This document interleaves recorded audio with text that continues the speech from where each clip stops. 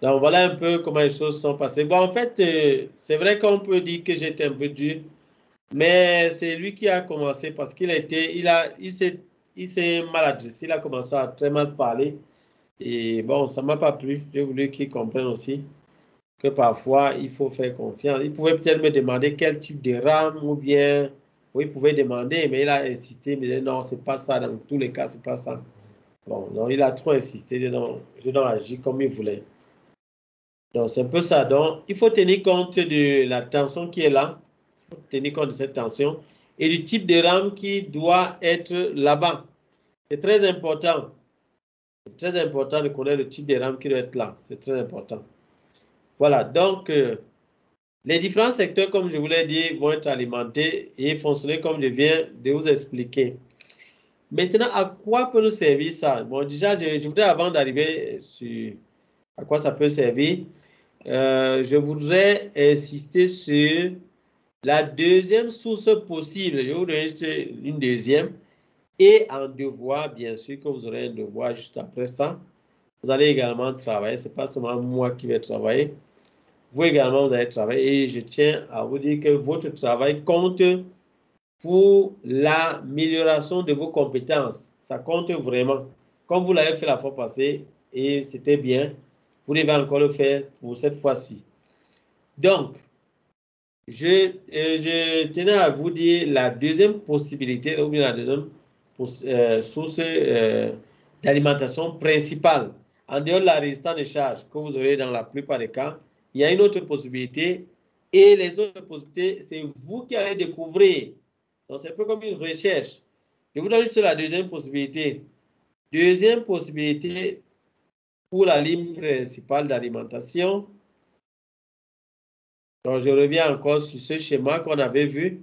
Là, dans ce schéma, la ligne principale, c'est la résistance de charge.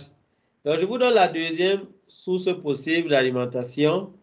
La deuxième source possible d'alimentation, c'est la bobine de la batterie. La bobine de la batterie. La bobine de la batterie. Deuxième source possible d'alimentation. La bobine de la batterie. Bon, mais dans ce cas-là, c'est pas, la configuration n'est pas exactement comme vous voyez là. Donc, ce n'est pas que directement vous avez le chargeur, la batterie, ça entre dans un MOSFET comme ça et puis non, non, non. Ça se passe autrement. Il y a encore des MOSFET ici en chemin et on tombe sur cette bobine et de cette bobine, on passe par un fusible ou bien une autre, une résistance et on part donc sur toute la carte mère.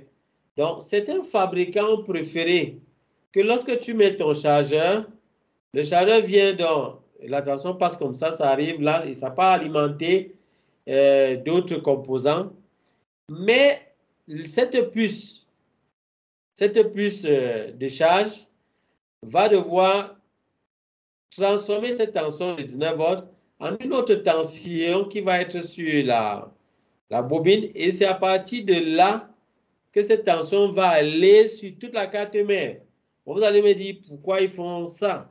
Mais l'une des raisons est simple. La raison simple, c'est tout simplement que parfois, il y a des moments lorsqu'il y a des dysfonctionnements sur la ligne principale d'alimentation, quand c'est la 19 heures et ça passe par la résistance de charge, et lorsqu'il y a un souci là-bas, ça crée beaucoup de dégâts. C'est-à-dire ça peut détruire beaucoup de choses.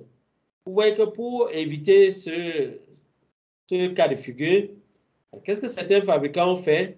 Ils ont tout simplement fait que la 19 volts là ne soit pas la source principale d'alimentation, cette 19 volts qui vient de l'adaptateur, que ça passe d'abord par une puce et que ce soit cette puce-là qui sorte la tension principale. Vous voyez que dans ce cas-là, s'il y a un problème sur la ligne principale, du moins sur la tension qui vient du chargeur, si peut-être le chargeur sort déjà une tension bizarre, vous voyez qu'à ce moment, ça va détruire uniquement la puce de charge. Ça va détruire la puce de charge. Oui, ça va détruire très peu de composants parce que la ligne principale ne sera même pas encore atteinte.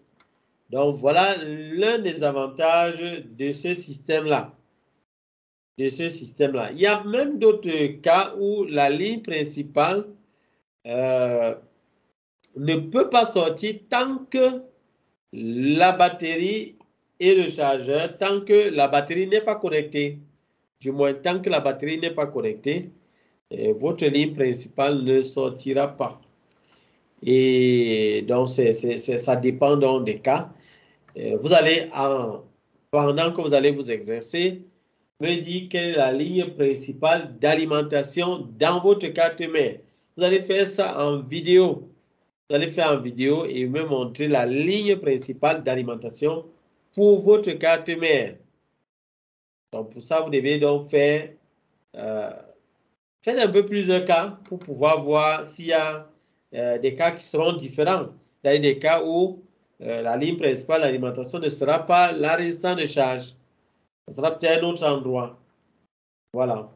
Donc, ce sera à vous de chercher et m'envoyer ça en vidéo. Voilà, donc je vous ai donné un autre endroit où la ligne principale peut passer. La ligne principale peut passer par la bobine de la batterie. Par la bobine de la batterie. Et là, la configuration sera un peu différente de celle-ci. Nous allons maintenant parler de l'importance, c'est-à-dire à quoi sert vraiment, à quoi ça sert de comprendre les choses comme ça. L'une